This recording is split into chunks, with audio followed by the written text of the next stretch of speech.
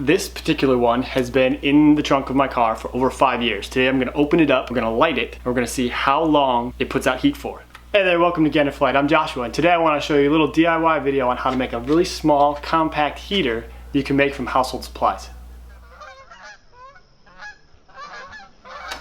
Alright, so these convenient little heaters are made out of a quart paint can, an empty one that's never had paint in it, some toilet paper, isopropyl alcohol, matches or a lighter, and a quarter. So this particular can has been in my trunk for over 5 years. We're gonna open it up today, we're gonna light it, we're gonna see how long it lasts, and then we're gonna rebuild it, and I'll show you guys that process. Alright, so I've got 2 of these little heaters. We keep one in each car, and we've kept them in there, like I said, for over 5 years. And that's been in the Northeast and South, Louisiana and Texas, all year. So definitely the trunk got triple digits, and these have been fine. We're gonna open them up, see if there's still alcohol inside there, and it sounds like there is. We're gonna light them and see how they burn. And then we're gonna do one with 90% alcohol and one with 70% alcohol, because I don't recall which one I used when I made these. And we're gonna see if there's a difference in the burn time between the 91 and the 70, and if you need to use one or the other. So I'm gonna jump ahead and show you footage of how I made these, and then we're gonna come back and do the burn time tests. Alright, so to make these nifty little heaters, we need our 1 quart empty paint cans, a roll of toilet paper, some isopropyl alcohol, and then an ignition source. And I like to keep a quarter taped to the top, just because the lid of the paint can can be pretty difficult to get off if you don't have anything around to get under there. And it's a pretty easy, cheap way to make sure that you can get this lid on and off. But the basic gist is we're gonna get this toilet paper inside there. Now you're thinking like, well, how are we gonna do that? Well, we're gonna remove the cardboard roll. Just put your finger in there and squeeze it out. And then we're gonna crumple this up, and you're basically just gonna work this in there. But with some finagling, you should be able to persuade this toilet paper roll to get all the way in there. You're just gonna have to go around and around and around to get it over that lip. Under that lip, rather. There we go. And then it's gonna start puffing back out. And now we've got our dry toilet paper roll inside the container. Now the reason I like using these quart containers versus something else is that they have a sealable lid. So one, any of the isopropyl alcohol is not going to leak out wherever you put these. They don't always have to stay upright, although that's best.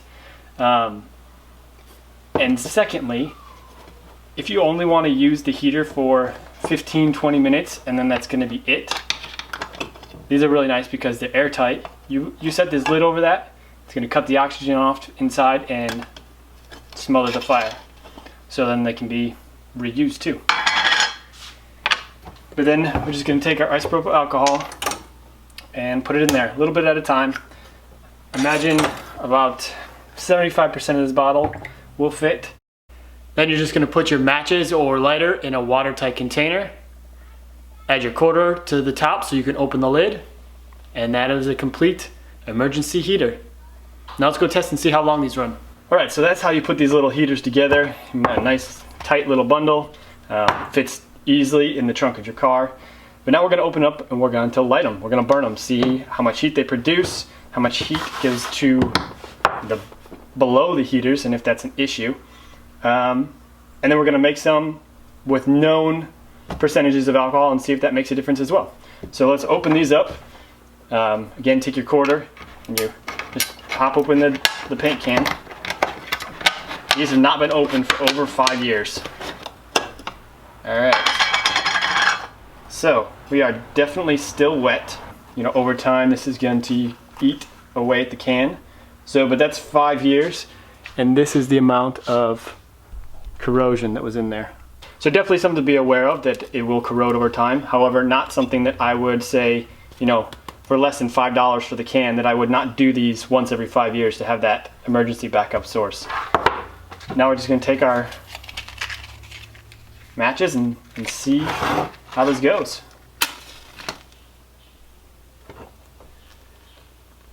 We We are immediately lit. Nice. So after 5 years, it definitely still works.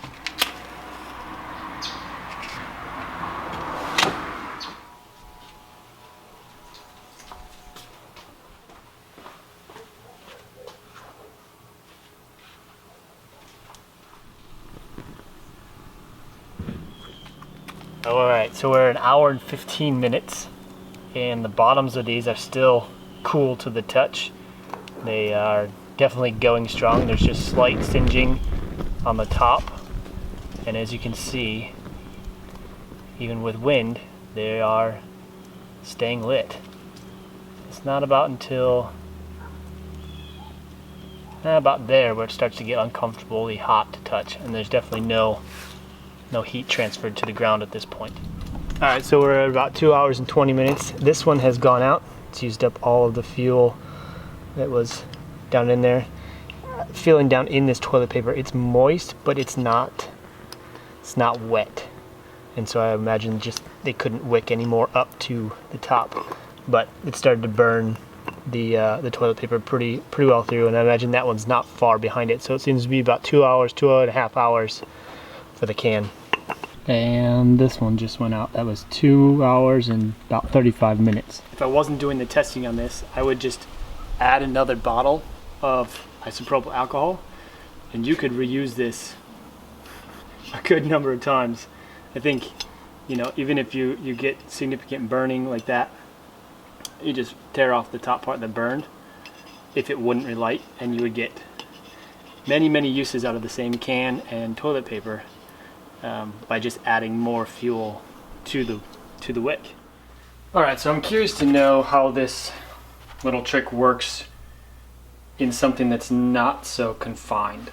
So I've got an old coffee can here, and I'm just going to put the entire roll of toilet paper in there as is, and then add the 70%, because that's going to be most readily available, and do a time on that just to see if space was not an issue. If you were just using this like as a heater in an outdoor tent, like a big canvas tent or something, or an ice fishing shanty, you know, what is the difference between the small compact ones that don't really have much airflow around the fuel and something a bit bigger like this? So we're going to run that and see what the time and the performance is on this guy as well.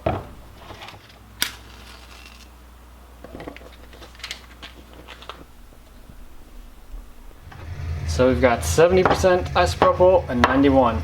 We're going to light these and see if they, if one burns out before the other. Alright, just compare the flames. 91% alcohols on the left, 70% on the right. Definitely a big difference. Alright, so these have been going for a while, and the bottoms of the quart ones are still quite cool. And, you know, as you get up towards where the flame is, it's definitely hotter. However, the coffee can is definitely hot all the way to the bottom. There's something to note and be aware of. Obviously, it's because the flame can go down the sides because of the air gap. Now, one way that you could make that, get this concept into that, is just take a second roll of toilet paper, add it to the first, till it makes it as big as whatever canister you're using. Then you're going to have more of an insulation at the bottom and more of a wicking versus this one, because there's an air gap. The wick is basically every open surface of that toilet paper roll instead of just the top as it is in these quart cans. Alright, in just about an hour and a half, the 70% alcohol in the coffee can lost its flame, and now it's just kind of smoldering. So an hour and a half for the 70% in the coffee can.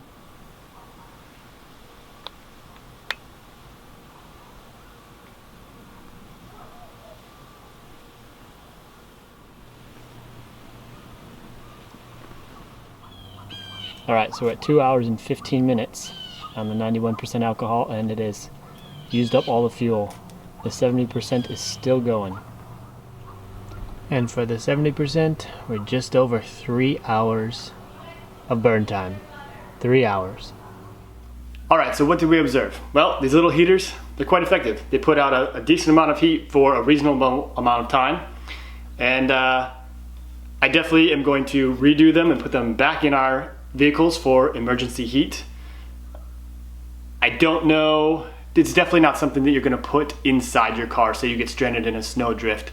You're not gonna light this inside your car. The open flame is too much of a fire risk. You're gonna be in a worse problem than you were. But if you were to make a sort of makeshift shelter off the side of the road, or you needed hand warmer, they're very inexpensive to make and super effective. So would I choose 70% or 91% alcohol? Well, that's a choice that you're gonna have to make. The 91% definitely burned hotter, but it burned shorter. So I think if you had a controlled space, someplace where you were trying to heat a closed space, 70% might be better because it's gonna be a sustained heat for a longer amount of time.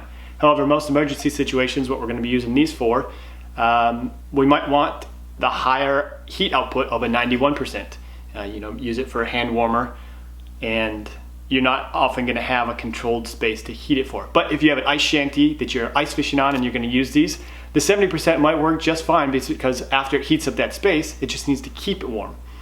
So you're gonna have to decide, 70 or 91. 91 is slightly harder to find, but most stores are gonna carry 70% for sure, and then 91% at all of your drug stores and big box stores. And this is something that you can also scale up. If you needed to get a bigger heater, get that coffee can, and either wrap one toilet paper roll around the other to make it wider, or you can even try this with cutting a piece of paper towel in half to the height of the coffee can and filling it that way. That would last quite a long time. So they're a cool project.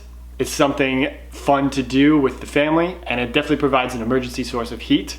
It's self-contained. You got your isopropyl alcohol, put your quarter on top to be able to open up the paint can. And I like the paint cans because you can close it back up. You can snuff it out and you don't have to use the whole thing. You got everything with you. And then just make sure you have an ignition source. Matches, lighter, and again, they're not necessarily windproof. So if you have matches, make sure you have enough matches. Should it go out, that you have enough to relight it. Because again, this is gonna be emergency heat. The last thing you wanna do is have the heater available and ready and run out of a way to light it.